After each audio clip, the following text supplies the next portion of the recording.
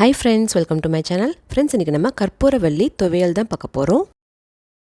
நம்ம ஏற்கனவே கற்பூரவள்ளி தயிர் பச்சடியும் நம்ம செஞ்சிருக்கோம். அதையும் நீங்க போய் செக் பண்ணி பாருங்க. இப்போ நம்ம துவையலுக்கு இந்த கற்பூரவள்ளி இலையை ஃப்ரெஷ்ஷா நம்ம பறிச்சுக்கலாம். கற்பூரவள்ளி இலை வந்து நமக்கு கோல்டு காஃபுக்கெல்லாம் இது ரொம்ப நல்லது. சின்ன குழந்தைங்களுக்கு இந்த இலையை அப்படியே நசுக்கிட்டு இதில் வர சாறு கொடுத்தாவே கோல்டுக்கெல்லாம் ரொம்ப நல்லது. நான் இந்த செடியை ஒரு சின்ன தொட்டியில் வச்சுருக்கேன். நல்லா ஈஸியாக வளர்ந்துடும்.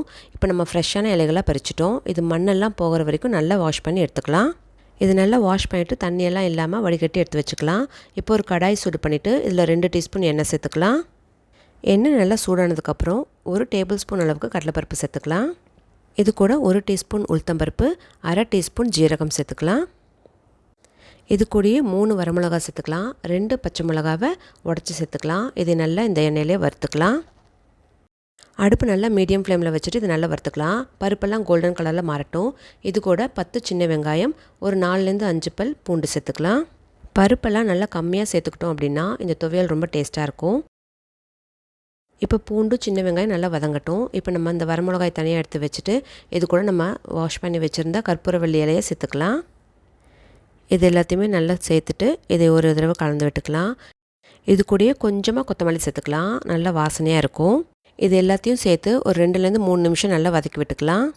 இந்த எண்ணெயோட இந்த இலை எல்லாத்தையும் நல்லா மிக்ஸ் பண்ணி விட்டால் போதும். இது சீக்கிரமாக சுருங்கிடும். இது கூட ஒரு சின்ன துண்டு புளி சேர்த்துக்கலாம்.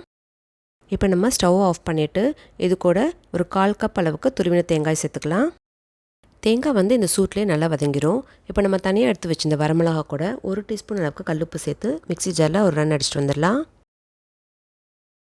வரமிளகாய் அரைச்சதுக்கப்புறம் நம்ம மீதி இருக்கிற எல்லா பொருளையும் மிக்ஸி ஜாரில் சேர்த்துடலாம். இதில் கொஞ்சமாக தண்ணி ஊற்றிட்டு நல்லா குறப்பாக அரைச்சிட்டு வந்துடலாம். ரொம்ப தண்ணி ஊற்றிடக்கூடாது. இப்போ நம்ம அரைச்சிட்டு வந்து பார்க்கலாம். கொஞ்சமாக தண்ணி சேர்த்துட்டு நல்லா குறப்பாக அரைச்சிட்டோம். பாருங்கள் நல்லா திக்காக இருக்குது. இது இப்போ நம்ம சாப்பாட்டில் போட்டு சாப்பிட்டோம் அப்படின்னா ரொம்ப டேஸ்ட்டாக இருக்கும். இது தண்ணியாக அரைச்சிடக்கூடாது. நம்ம வாரம் ஒரு தடவை இந்த மாதிரி கற்பூரவள்ளி இலையில் தயிர் பச்சடி, துவையல் அந்த மாதிரி செஞ்சோம் அப்படின்னா நம்ம உடம்புக்கு ரொம்ப நல்லது. இது சாப்பிட்றப்ப ரொம்ப டேஸ்ட்டாக இருந்துச்சு. இது கூட நம்ம கொத்தமல்லி கொஞ்சமாக சேர்த்து அரைச்சதுனால நல்லா வாசனையாக இருந்தது. இது இட்லி தோசைக்கு கூட ரொம்ப நல்லாயிருக்கும். இப்போ சூடான சாதத்தில் இதை போட்டு சாப்பிட்டு பார்க்கலாம். ரொம்ப டேஸ்ட்டாக இருக்கும். ஃப்ரெண்ட்ஸ், நீங்களும் இந்த ஹெல்த்தியான துவையல் ரெசிபியை ட்ரை பண்ணிவிட்டு உங்களோட வேல்பிள் ஃபீட்பேக்ஸை எனக்கு கமெண்ட் செக்ஷனில் கொடுக்க மறக்காதீங்க ஃப்ரெண்ட்ஸ். உங்களுக்கு இந்த வீடியோ பிடிச்சிருக்குன்னு நினைக்கிறேன். உங்களுக்கு இந்த வீடியோ பிடிச்சதுன்னா லைக் பண்ணுங்கள். உங்கள் ஃப்ரெண்ட்ஸ்க்கும் ஷேர் பண்ணுங்கள். தேங்க்யூ ஃபார் வாட்சிங்.